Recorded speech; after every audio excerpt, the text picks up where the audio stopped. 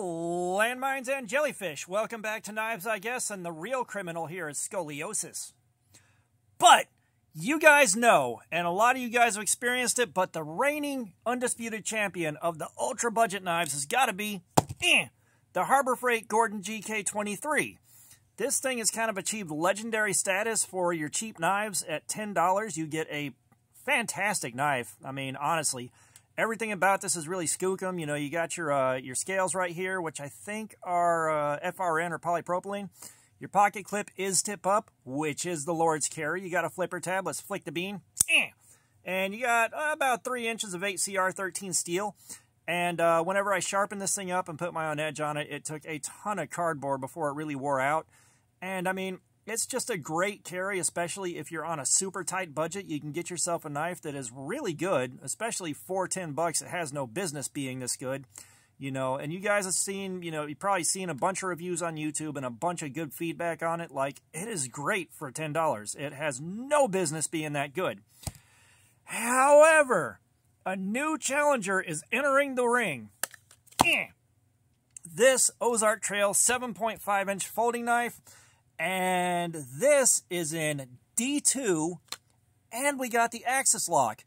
And this has got a, you know, it's got your belt clip. And let's take this thing out of the box. Now, I only get one take at this, so if I bork anything, it just stays borked. We got our unboxing knife right here, so let's get her open. And, of course, we all hate this packaging, but, you know, what do you do? For a $10 knife with this much going for it, I can't really bring too many complaints to bear. We're almost in, gentlemen. We're almost in. All right, can we get this thing out of here now? And, gentlemen, we've got a reservoir tip. So, this, of course, is my first look at this thing out of the box, and Cutting Lace, EDC. She posted this on Instagram, and I saw it and had to jump on it. I dropped by like 2 Walmarts to see if I could find this thing. And, of course, we got our axis lock or a crossbar lock or whatever you want to call it. So let's see how this thing does. Oh, so we have got some good action on this one. So this feels so much better than the $5 knives did. Like, this feels like it's running really smooth. Looks like it's on bearings. So, one of the things that I had guessed that was going to cause the next big freak out with the Ozark Trail knives with the axis lock was going to be having them on bearings. I knew that was the next thing they were going to do. I'm so far ahead of the curve. But, you know, this thing with a D2 and the axis lock on it, if that D2 is well heat treated, this is going to absolutely dominate the GK23. Like, we finally have something that is going to knock the GK23 off its pedestal, because this is also $10. I don't know if I mentioned that earlier, but I am so pumped for it. You know, and this is going to get its carry. I'm going to do my review on it, and we are doing Cardboard Slayer. We have to. You know, we need to see whether or not the heat treat on this D2 is good, because we know D2 is good for at least a 4-hour session, if not more. If this takes 4 hours and keeps going, we have got a winner. Like, this already feels really good in the hand. You know, I just got to get used to the timing on this lock. That's the only thing really funky about it is the lock. Like, you have to let go of the lock later than on most axis locks for it to really catch and pull the blade the rest of the way in. But, you know, that is kind of a high quality problem to have. You know, you've got an axis lock on a $10 knife that's D2 steel on bearings. Like, somebody got a lot of things right. And the pocket clip, there's great retention on it. The dingus end right here looks like it's going to be perfectly adequate for carry. It's lifted up far enough, so that shouldn't be a problem. I don't see anything wrong here. This is orders of magnitude nicer than the $5 axis locks they release on the holidays.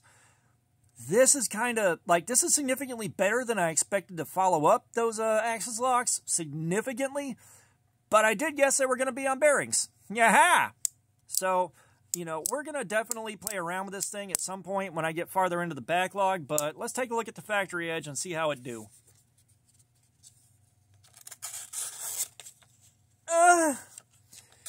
Yeah, so that is a good cut. The factory edge is fantastic. Will it shave? Oh yeah, this is popping some hair off. It's not happy about it, but it is doing the job. So you can shave with this thing and remove some hair on the factory edge. If you stropped it a real good one and you had some decent compound on your strop, you could take this thing to hair popping. But you know how we do, we carry them on the factory edge, and I'm blown away. Like I said, you know, I expected the bearings to be the follow-up, but I didn't expect the follow-up to be this good. You know, the GK23 is legendary for what it is. You know, tons of guys have these, tons of guys love them, but yes, I think the GK23 is going down, and it won't be much of a fight. You know, I don't know how they're doing this for $10 unless the heat treat on this D2 is garbage. You know, the original Ozark Trail axis locks, we had no clue what the steel was. Our guess was 420J2, but they identify the steel on this one as D2. So this makes me very happy. Like, I know a lot of guys are sick and tired of D2, but for a budget knife and for something on the cheaper end, D2 is just fine. Like, it's going to get you where you want to go. And seeing it dip down into the $10 range, so nice. Like I said, the heat treatment's going to be the make or break. You know, this has got to make it past at least 3 hours to take this thing down. If it can't do 3 hours, this thing is still the champion, but I've got really high hopes. And, you know, hopefully the Walmarts near you have these things. The first Walmart I dropped by, their sporting goods section sucks, so they didn't have them there. But the second one near the house, they had them.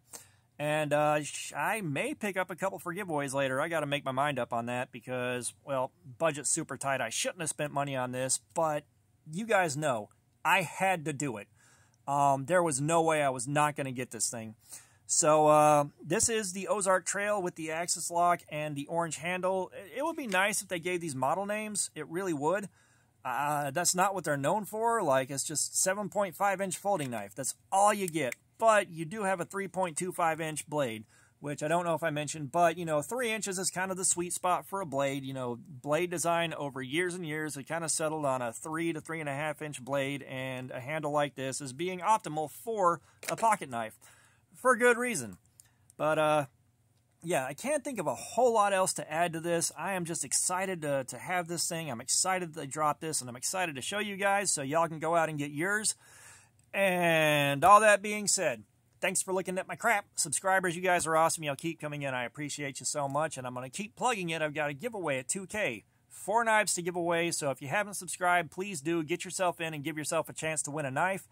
Comments, I love some feedback. Let me know what you think about this, especially stacked up against the GK23 with the materials and against the last couple of Ozark Trail axis locks.